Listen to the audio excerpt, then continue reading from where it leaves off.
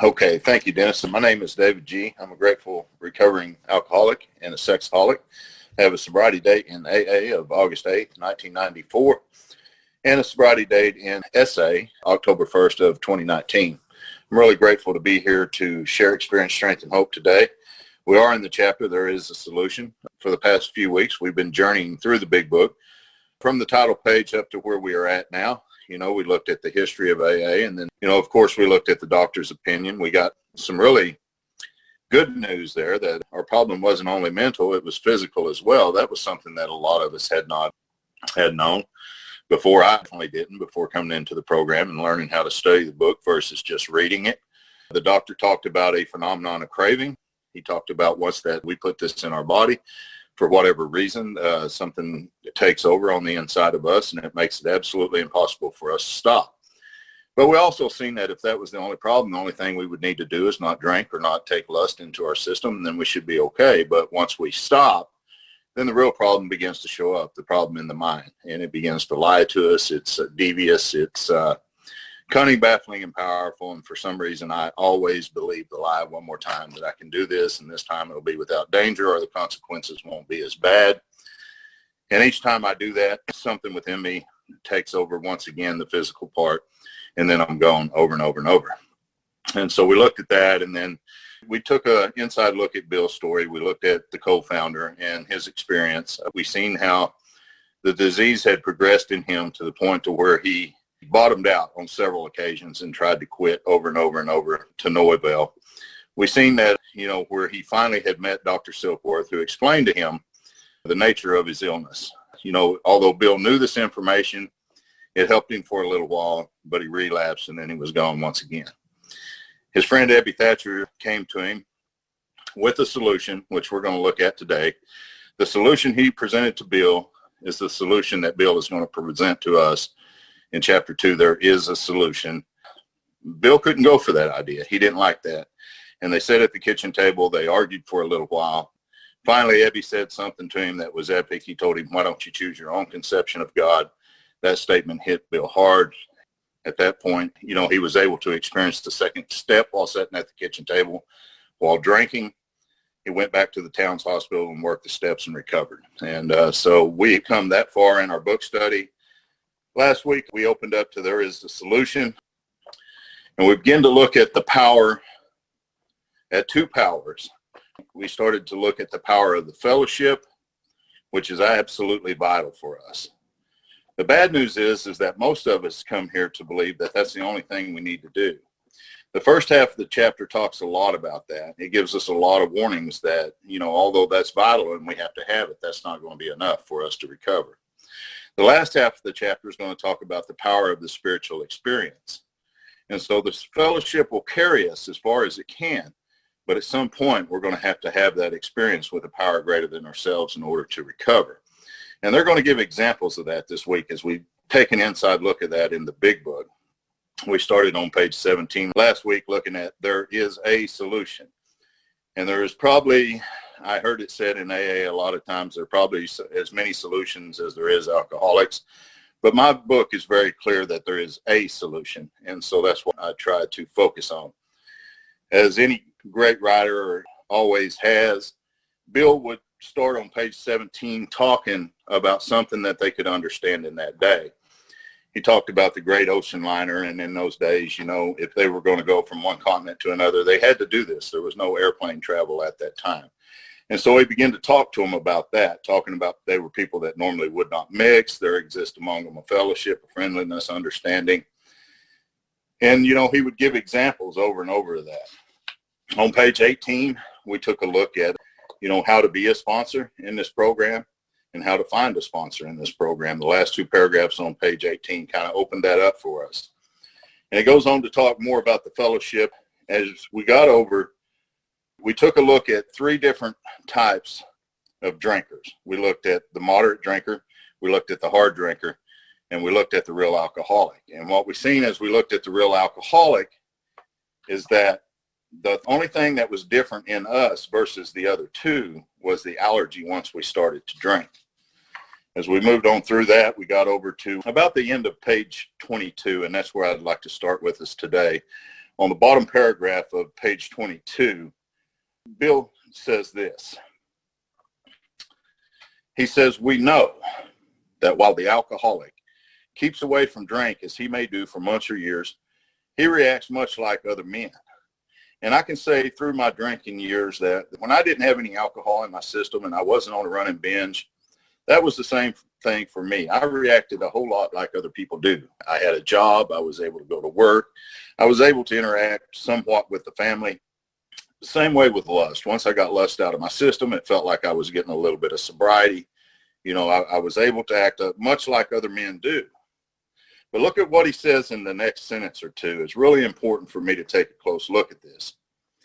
He said, we are equally positive that once, and I think that's our key word there, once, he takes any alcohol or any lust, whatever, into his system, something happens, both in the bodily, mentally sense, which makes it virtually impossible for him to stop. The experience of any alcoholic will abundantly confirm this. So I know that whenever I come into the fellowship and I get alcohol out of my body, it is said that after 72 hours an alcohol exits the body, that man is as sober as I am at 26 years sitting here today.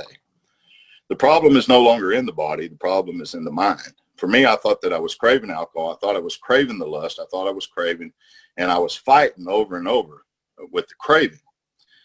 But come to find out, as a result of what this book told me and looking at my experience, I see that I wasn't fighting the craving during that time. I was fighting the obsession to the mind, and I did not know that. So therefore, I had it completely backwards. I was praying for the craving to be taken away, but I wasn't craving. I was obsessing. And so we're going to look at what he says, starting with these observations. We're going to look at what he talks about our mind. From this point on in the book, we're not going to really look anymore at what he talks about with the physical allergy, the body. At this point, that's no longer going to be a part of this. Now we're going to look at the mind. What sets us up for relapse over and over and over?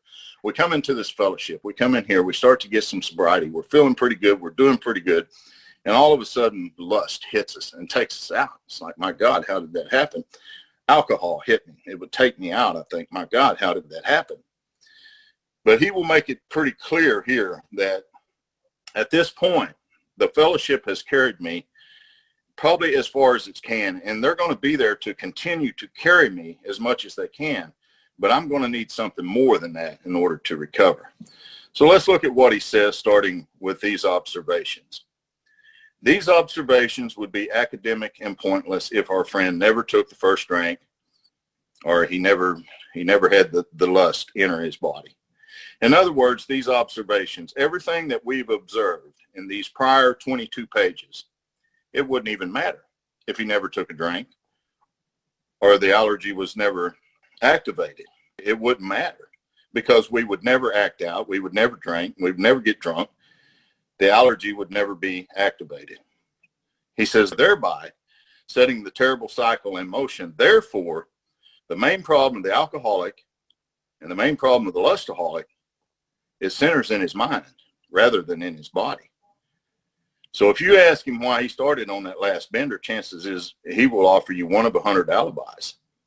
Now, sometimes these excuses have a certain plausibility, but none of them really make sense in the light of the havoc an alcoholic drinking bout creates. They sound like the philosophy of a man who, having a headache, beats himself on the head with a hammer so he can't feel the ache. If you draw this fallacious reasoning to the attention of an alcoholic, he will laugh it off or become irritated and refuse to talk. And that was my experience over and over and over. Once in a while, he may tell the truth. I don't know about you, but I was one of the biggest liars in my disease. And then even after I got into sobriety for a little while, it was hard for me to tell the truth about anything because I didn't know what the truth was. And the truth to this, strange to say, is usually I have no idea why I took that first drink than you have. I have no idea why I acted out again after 3 or 4 months of sobriety. Things were going well. I was doing good. I was praying. I was going to meeting on a regular basis. And the next thing you know, lust would hit and I would act out and I'd be going again. And I just think, my God, this is never going to end. Look at the bottom 3 sentences in that same paragraph. He says, there is the obsession. And that's what we're going to look at. The obsession somehow, someday, that we will beat the game, but they often suspect they are down for the count. How true this is, and few realize in a vague way, their families and friends sense that these drinkers are abnormal, but everyone hopefully awaits the day when the sufferer will rise from his lethargy and assert his power of will. And for me, that day never came. I tried over and over and over. I would come to meetings, I would work the steps saying, okay, I'm gonna work the steps. It will take the lust away. It will take the acting out away. And then I won't ever have to deal with that again. And I would end up acting out again and again. That was baffling. I didn't understand what it was until I came back this time. The tragic truth is, if the man be a real alcoholic, the happy day may not arrive. He has lost control. And I think this is something that we really should pay close attention to in this book. I hear it said in meetings a lot of times. I'm thankful today that I have a choice whether or not I drink or whether or not I act out. Now, I've read the literature for a long time and a lot of years. I don't really ever see anywhere where we get that choice back.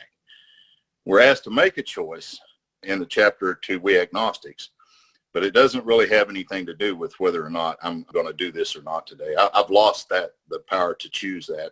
In my experience, I've never got that back, and I don't know anybody else that has either.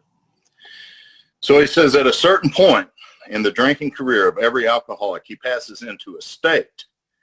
That's an interesting word, state, where the most powerful desire to stop drinking or to stop lusting or acting out is of absolutely no avail. Can anybody relate to that? I bet you most people on this call can relate to that. This tragic situation has already arrived in practically every case long before it is expected. Now let's look at this squiggly writing real carefully. Anytime that we see squiggly writing in the big book, it is definitely there for a reason, and it's important information for us to retain. The fact, not the theory, the fact is that most alcoholics, most lust addicts, sexaholics, not all, but most, for reasons yet obscure, very powerful words here, have lost the power of choice and drink or acting out. I lost the power to do for that, and I don't get that power back. I used to run around in the early days in the meetings, and I would run around saying, thank God I have a choice whether or not I drink. My sponsor was in the meeting with me one day, and I remember him cornering me up after it was over outside. And he said, let me ask you a question. He said, you really feel like you have the power to choose whether or not you will drink or act out today? And I said, I do. And he said, well, let me ask you a question. He said, when you got up this morning, who did you ask to keep you sober today? I said, well, God, of course, God. He said, then David, where is really your choice? Had you not chose God, what would you have chose? And I had to take a close look at that, because my choice would always be lust, the drink, the drug, no matter what it was. If I don't choose God, my choice is always going to be the other. And that's been my experience. The next sentence proves it. My so-called willpower becomes practically non-existent. It just doesn't exist.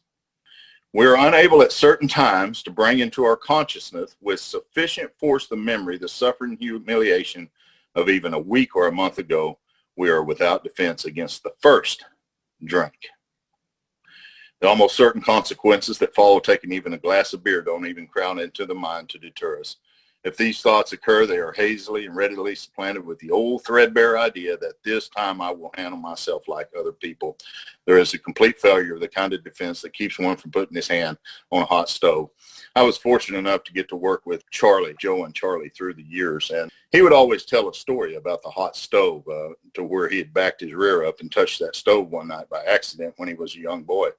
And he said, never did I have the obsession to the mind to stick my tail to that stove ever again. He said, but you can take alcohol. And in my case, I could take lust. And it has burned me over and over and over and over. And it's almost like I would stick my tail back to that stove every single time. That's not normal. So, bottom paragraph here. When this sort of thinking is fully established in an individual with alcoholic tendencies, he has probably placed himself beyond human aid. Now, if I place myself beyond human aid, the support of the fellowship has carried me as far as it's going to. I'm not going to be able to depend on it for my recovery all the way through. I'm going to have more than that. Thank God for the fellowship. They brought me in, they shook my hand, they hugged my neck. They told me what I needed to do. I needed to find a sponsor. I needed to work the steps. I needed to get into the book. But these were things that I had to do. They say that God will do for us what we cannot do for ourselves, but there's a whole lot of things that we can do for ourselves. And so we're going to start seeing what that is. The book says, unless we are locked up, we may die or go permanently insane. These stark and ugly facts have been confirmed by legions of alcoholics throughout history. But for the grace of God, there would have been thousands more convincing demonstrations. So many want to stop but cannot. And that has been my story most of my life. I wanted to stop. I could not stop. I've tried everything to stop doing what I was doing. And I relapsed and relapsed and relapsed for almost 25 years with lust. And it was just ungodly where that ended up taking me in the end. But the good news is this. There is a solution. Thank God for that. That's a promise. There is a solution. Now, what he's about to tell us that it didn't strike me as being very inviting in the beginning, but he's telling me it's going to be necessary. Let's see what he says here. Almost none of us like the self-searching, the leveling of our pride. That's step 4 in this program.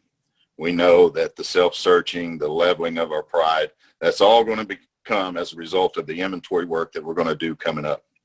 The confession of our shortcomings, that's step 5.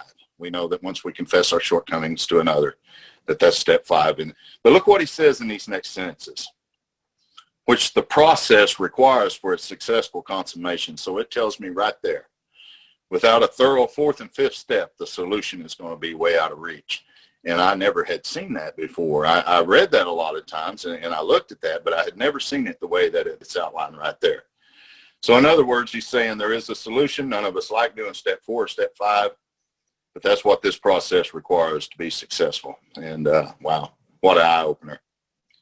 But we saw that it really worked in others. I seen it in you folks. I heard it in your story. I heard a lady that's on the call today share it last week. Beautiful story. You know, I see it in you folks. I see it. He says, and had come to believe in the hopelessness and futility of life as I'd been living it. See, that's step 1, the hopelessness.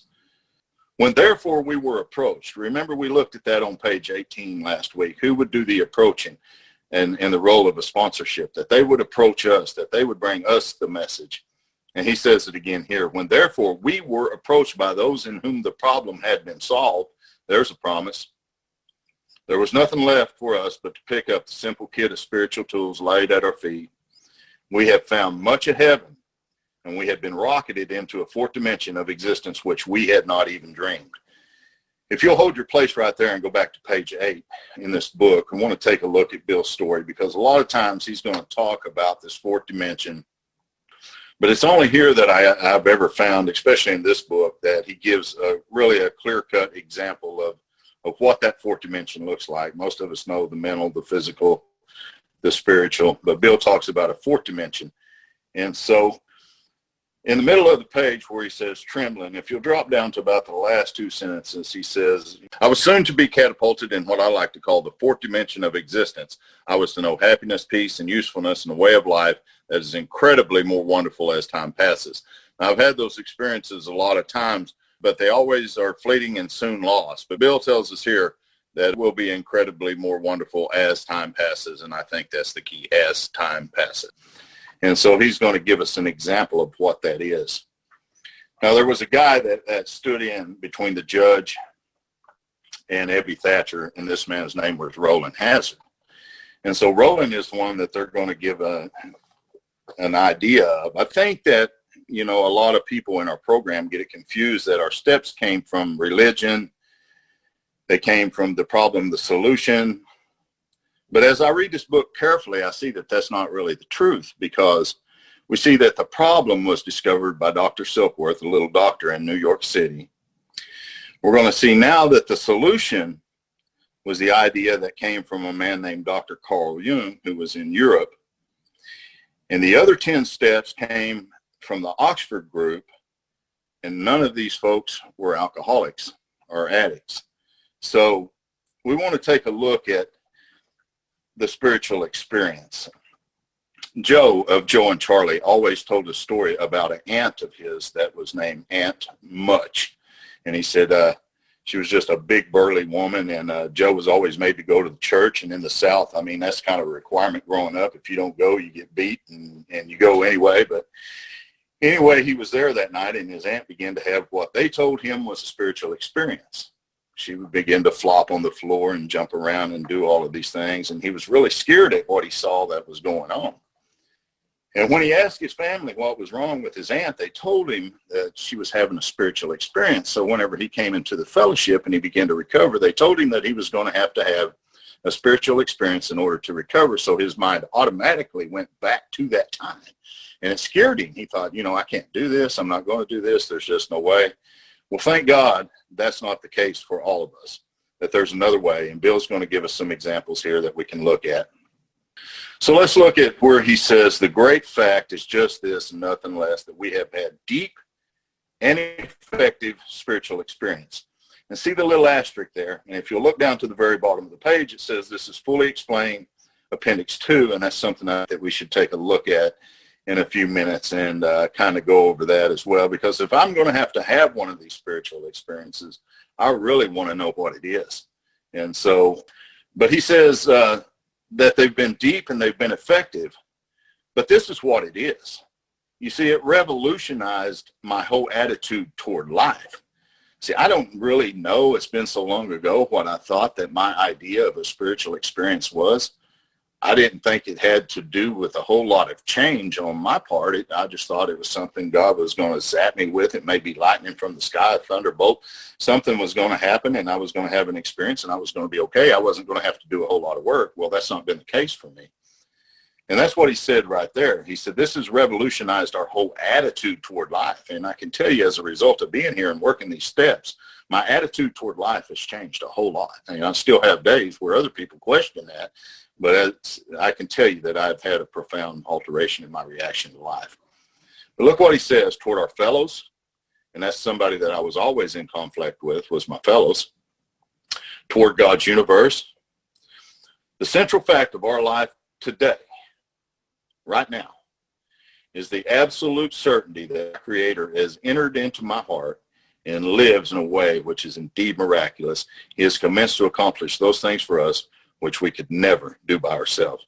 We will see more of that as we get over around page 83. There's a lot more that can be said about the things he can do for us, which we never had done for ourselves. But it's beautiful. It's just a beautiful experience as a result of these 12 steps. So he says, if you're as seriously alcoholic as we were, we believe there's no middle of the road solution. We were in a position where life was becoming impossible. Can anybody relate to that toward the end of their acting out? And if we had passed into the region, look at that word region. Look at the top of page 24. He talks about the word state. It goes from a state to a region. There's quite a big difference between a state and a region. From which there is no return through human aid, we have but two alternatives. One, to go on to the bitter end, blotting out the consciousness of our intolerable situation as best we could. That's step one. The other, to accept spiritual help. Step two. Now, my wife is a survivor of breast cancer. And I know for a fact, if I was to take this book down and say, look, take this book, read it, do exactly what it says, and I promise you, you can get up out of here and you can walk out of here a free man or woman, everybody in there would jump on that. I've worked with alcoholics and addicts and sexaholics that want to take a couple of days to think this over. And that's been my experience as well. You offer me a solution out of this, and, I want to think it over.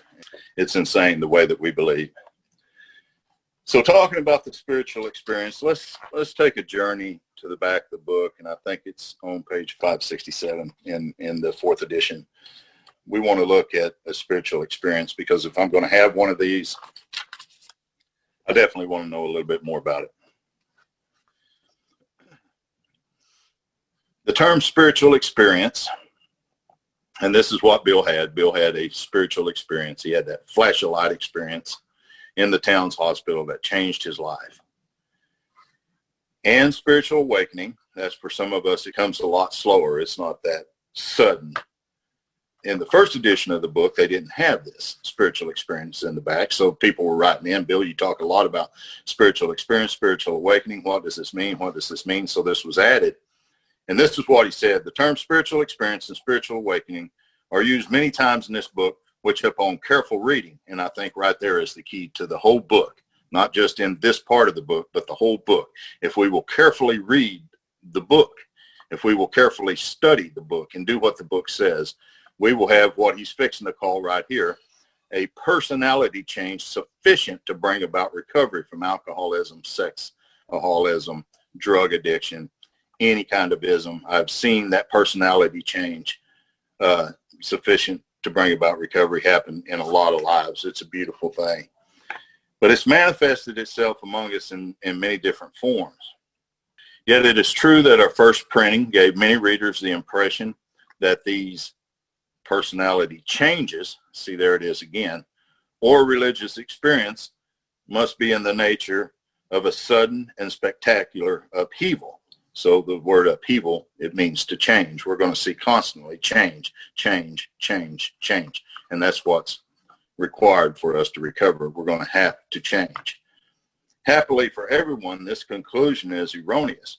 So I thought for me, the only thing I needed to do was come here and not drink anymore. I needed to come here and not act out anymore. And then my life should be okay. I should be able just to sail on into the sunset and everything will be okay. There's a lot of character defects that remain with me. And those are things that I'm going to have to continue to keep an eye out and watch for from now on, not just the day that I stop. In fact, that's the first part. In the first few chapters, a number of sudden revolutionary changes, there it is again, are described. Though it was not our intention to create such an impression, many alcoholics have nevertheless concluded that in order to recover, not just get sober, not just stop acting out, but to recover, they must acquire an immediate and overwhelming God consciousness, followed at once by a vast change in feeling and outlook. Now, among our rapidly growing membership of thousands of alcoholics, such transformation, the word transformation means change, though frequent, are by no means the rule. Most of our experience is what the psychologist William James calls the educational variety, and this is what happened to me and most of the people I know, because they develop slowly over a period of time. Quite often, friends of the newcomer are aware of the difference long before he is himself. Well, he finally realizes he has undergone a profound alteration in his reaction to life. The alteration means change. That such a change, there it is again, could hardly have been brought about by himself alone. What often takes place in a few months could have seldom been accomplished by years of self-discipline. With few exceptions, our members find that they have tapped an unsuspected inner resource, which they presently identify with their own conception of a power greater than themselves. Most of us think that this awareness of a power greater than ourselves is the essence of a spiritual experience, or more religious members call it God consciousness. Most emphatically, we wish to say that any alcoholic capable of honestly facing his problems in the light of our experience can recover, provided he does not close his mind to all spiritual concepts. He can only be defeated by an attitude of intolerance or belligerent denial. We have found that no one need have difficulty with the spirituality of the program. Willingness, honesty, and open-mindedness are the essentials of recovery, but these are indispensable. There is a principle which is a bar against all information, which is proof against all argument, and which cannot fail to keep a man in everlasting ignorance. That principle is contempt prior to investigation, and that was a quote by Herbert Spencer. So going back to page 26, we're going to take a look at this man named Roland Hazard. And we want to look, starting with him in the very first paragraph, full paragraph there on page 26. A certain American businessman had ability, good sense, and high character. When I look at this book, I ask myself, have I had those things in my life? Are those things that I possessed prior to this illness just taking me down to make me feel like the lowest piece of scum on the earth? And I would think at times I did, other times no. But look what happened to him. He had floundered from one sanitarium to another, and that's what happened to me. One meeting to another, one treatment center to another, one sanitarium. My sponsor tells me the nut house today, what they called in those days, is a high dollar word for treatment center today. In fact, he asked me, when are you going to start talking about the times that you were in the nut house? And I said, I was never in the nut house. Thank you very much. And he said, you was in treatment, I know for a fact, about 4 or 5 different times. And I said, yeah, I was. And he said, that's the nut house. So the book says he had consulted the best known American psychiatrist. Then he had gone to Europe, placing himself in the care of the celebrated physician, the psychiatrist, Dr. Jung. It seemed like there were 3 top psychiatrists of that day. It seems like there was, of course, Dr. Freud, Dr. Abner, and there were Dr. Jung. And so I think that Roland had, if my memory serves me well, he had tried to get in with the other 2 prior to going to Dr. Jung. But as the story is going to play out, thank God that he ended up with Dr. Jung. He said, who prescribed for him, though experience had made it skeptical, he finished his treatment with unusual confidence. His physical and mental conditions were good. Above all, he believed he had acquired such a profound knowledge of the inner working of its mind and its hidden spring that relapse was unthinkable. And I've seen this a lot in the fellowship over the years. We come in here, we start doing the steps, we get a home group, we start making a meeting, we start doing really well. And for some reason, there's a part of our mind that thinks, I will never do that again. That's very dangerous. That's what happened with this man. This man had spent a year with Dr. Jung. He had taken a boat. He had went across the continent. He had went to Europe. He had got with this man, and they spent a year together. On the day that he left to go back to the boat to come home, he was drunk before he made it. Baffled, just absolutely baffled at why he would drink after a year, because as he had said right there in those 2 sentences, he believed he had acquired such a profound knowledge of the inner working of his mind and its hidden springs that relapse was unthinkable. But nevertheless, he was drunk in a short time. More baffling still, he could give himself no satisfactory explanation for his fall. So he returned to this doctor, Dr. Jung, whom he admired, and asked him point blank why he could not recover. And I think this next sentence tells us why he could not recover. And I think it tells us why we cannot recover if we have this attitude. He wished above all things to regain self-control. Now, I don't know about you, but I know about me. If I've only come here to regain self-control, the chances are that I'm going to relapse. My experience shows that I'm going to relapse, and the same thing happened to Roland. He wanted to regain self-control. I don't believe that ever happens for us, not with the disease. He seemed quite rational and well-balanced with respect to other problems, yet he had no control over alcohol. Why was this? He begged the doctor to tell him the whole truth, and he got it. In the doctor's judgment, he was utterly hopeless. He could never regain his position in society, and he would have to place himself under lock and key or hire a bodyguard if he expected to live long. That was a great physician's opinion. But this man, talking about Roland, still lives and he is a free man. And he does not need a bodyguard, nor is he confined, and he can go anywhere on this earth other free men go without disaster, provided there is a condition, and here it is. He remains willing to maintain a certain simple attitude. In other words, there's more work to be done than just to come here and get sober. Some of our alcoholic readers may think that they can do without spiritual help. Let us tell you the rest of the conversation our friend Roland had with his doctor. The doctor said, you have the mind of a chronic alcoholic, and I have never seen one single case recover where the state of mind, and I think that is the key word, the state of mind existed to the extent that it does in you. Our friend felt as though the gates of hell had closed on him with a clang, and I felt like that many times. I can remember being in a treatment center, a detox several times, coming out of there in less than a week. I would drink again, or I would act out again. And one time they even put me on Antabuse, and they told me, if you drink on this, there's a good possibility it'll kill you. And I had absolutely no intention on drinking. In less than a week, I was drunk on Antabuse, and it was one of the worst experiences that I ever had. I did almost die from that. So, I can relate to Roland when he talks about the gates of hell being closed on him with a clang. He said to the doctor, is there no exception? Yes, replied the doctor, there is exceptions. Cases such as yours have been occurring since early times. Here and there, once in a while, alcoholics have had what are called vital spiritual experiences. To me, these occurrences are phenomena. But here it is again. Here's the description of the spiritual experiences I like to look at it today.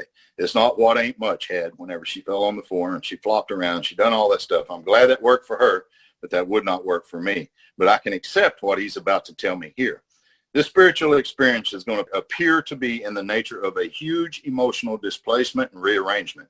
Now, I don't know about you, but I know about me, and that's the first thing that needs to be rearranged and displaced and rearranged when I get here is a lot of my emotional stuff that I have going on. Look at what he says. Ideas, emotions, and attitudes, which were once the guiding forces of the lives of these men, are suddenly cast to one side. And when we get over to page 73 in the book, we're going to take a close look at how these things are cast away from our consciousness. It's a beautiful process. And a completely new set of conceptions and motives begin to dominate them. That's what the spiritual experience looks like for me today. In fact, I've been trying to produce some such emotional rearrangement. Look at this word, within you. See, we're beyond human aid. No human can do that for us. Well, that is something that can only come from the power of the spiritual experience. With many individuals, the methods I have employed are successful, but I have never been successful with an alcoholic of your description. Important paragraph for me here to pay attention to. Upon hearing this, our friend Roland was somewhat relieved, for he reflected that after all, he was a good church member. I reflected on that many times. I'd been to church, I'd been to AA, I'd been to therapy, I'd been to meetings, I'd done all the stuff, treatment centers. So I reflected back on that and thought, hey, that's great. But look what the doctor told him. He said, this hope, however, was destroyed by the doctor telling him that while his religious convictions were very good, in his case, it did not spell the necessary vital spiritual experience. So for a doctor to step outside of his field and tell him something like that, I think that that's admirable. I really do, because he could have, Charlie always said that he could have told Roland, you know what, you're low in your Valium deficiency. Let me write you this prescription. You come back for another year. We can work together. But see, he didn't do that. He stepped outside of his field and what he knew, and he told him, said, I don't think I can help you. I think that this is going to have to be a spiritual experience or else. And so I'm really grateful that he did that. So here was the terrible dilemma, which is step one for most of us, in which our friend found himself when he had that extraordinary experience, which we have already told you made him a free man. There's a promise. We, in our turn, sought the same escape with the desperation of drowning men.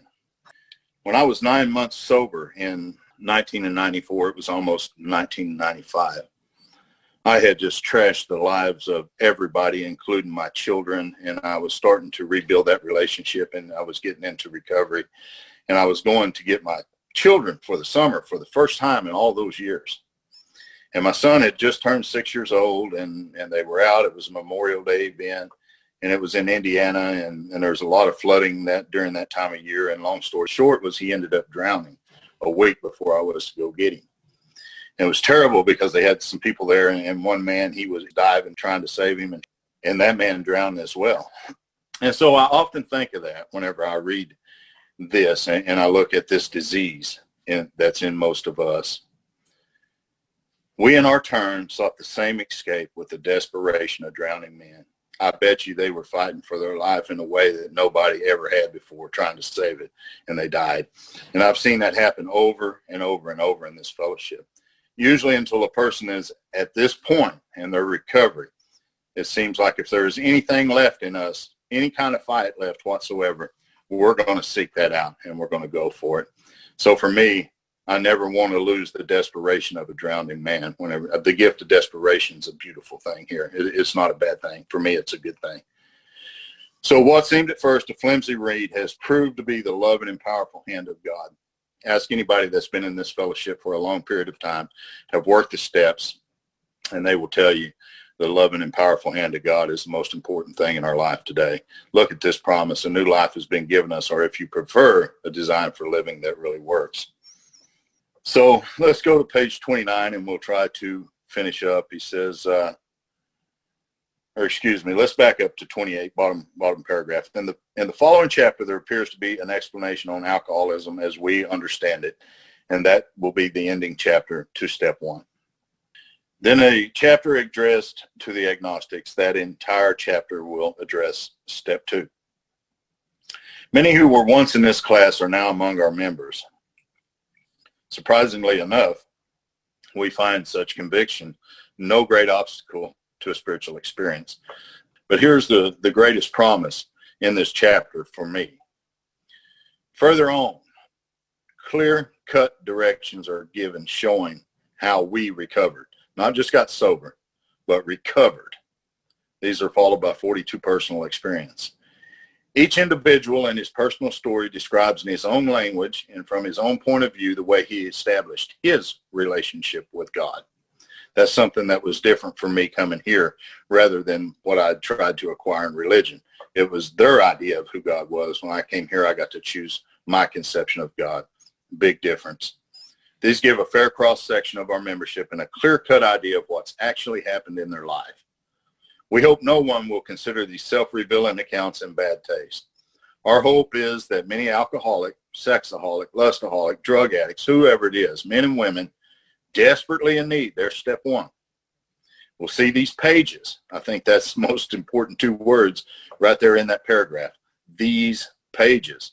And believe that it is only by fully disclosing ourselves and our problems that they will be persuaded to say, yes, I am one of them too. I need to ask myself that question. And the other question I must ask, I must have this thing. And it's a beautiful solution today. When I first seen it, I didn't like it any more than Bill liked it when Ebby brought it to him. But as the years have went by, I can tell you it's the best decision that I've ever made. There is a solution here, and that's the greatest hope for we sexaholics, alcoholics that there ever could be.